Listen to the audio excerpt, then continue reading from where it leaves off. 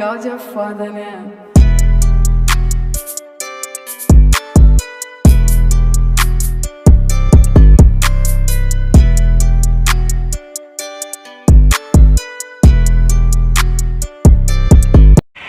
So this video based on a 2002 and up, far as like a Ford F150. Like if you got a 2008, or like I said from 2002 and up, these would be the part number that you'll need for the antenna, and the part number you'll need for the wire harness. It's for 2008 Ford F150 that I did an installation on. And say if you got one of them older radios, like see for example like this Alpine, like this thing is not Bluetooth, it's an old receiver. I mean touchscreen navigator. But if you have to do adjustment like far as go for auxiliary, you'll need something just like this setup. As you see, like with the black and red, it going to the back of the radio. It'll be input that you would install that in the input part, and this will be the part number for IP35, iPlug, dual car, head jack to RCA to adapter. As if you're going with one of these older radios, Alpine. Sound good though. I would play, you know what I'm saying, music for it, but and then you can run your wiring, and it come with an auxiliary cord too. But as far as the other stuff I had showed you in the video, as far as the wire harness for 2008 Ford F150, that's a part number. You're gonna need an antenna for it. Antenna adapter. There's gonna be the part number as well.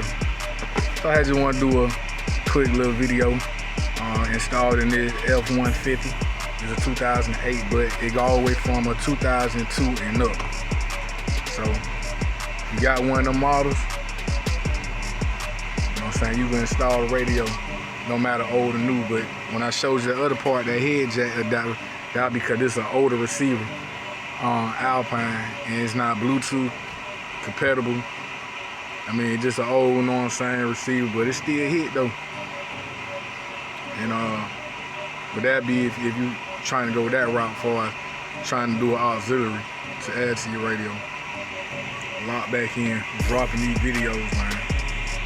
Yonk. Another quick note: when you looking at that wire harness that says for 2003 and up, make sure you look at the back of the box for the specification for your vehicle, so it'll connect. As you can tell, for the 2008, it was perfect what I need. Right, it would say F150, 2004, and 2008. So it did it 4 years for this wire harness. I just want to make sure for the wire harness, you check them specifications for that. And then when you see this specification, for the antenna adapter, you just have to make sure you look what your antenna connection to the factory looks like. Cause you know it say a Chrysler plus Ford GM. When you look at the back of these, I'll do one hand, man. When you look at these specifications, you don't have no Ford on the back of here. But that was the right antenna part that I needed for this 2008 F150 truck. And you know what I'm saying, it worked very well for the application I needed to do. So just wanted to add that last little few notes in there. Also, another quick note, this is the factory radio. I took the brackets off this radio and put it on that radio, you know, for the side. So these original screws 3, because the bracket that's on there had three holes, so I use 2. And then sometimes the inside the radio that you might be putting, new or whatever aftermarket radio, just take the brackets off here and install it on the newer radio that you're about to put in. And sometimes you might have to go with some tips of the screw to try to wedge it on there, because if it wasn't that, I would have had to try to modify and drill the holes big enough, or like, you know, screw it in, not screw it in, but drill the hole bigger. But I didn't have to do that. I did it, the radio on the side. I guess I should have showed that. I just know what I'm saying, put the brackets off the factory radio on here on this type of setup. Like, you know, everything else still be the same. But as you can see, you need a double DIN faceplate to go around to put on the side of the radio, so therefore you fill that space in. You need a double DIN panel to go in for the side of the radio faceplate, double DIN. So just keep that in mind.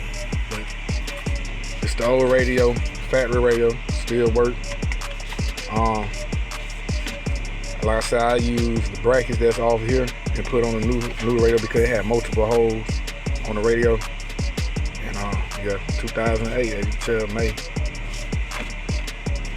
And also, I should have did. You could do a tutorial like if you want to keep your factory and you want to add a, you want to keep your factory radio and add you subwoofers on there. You can do that too. They got stuff as well with that.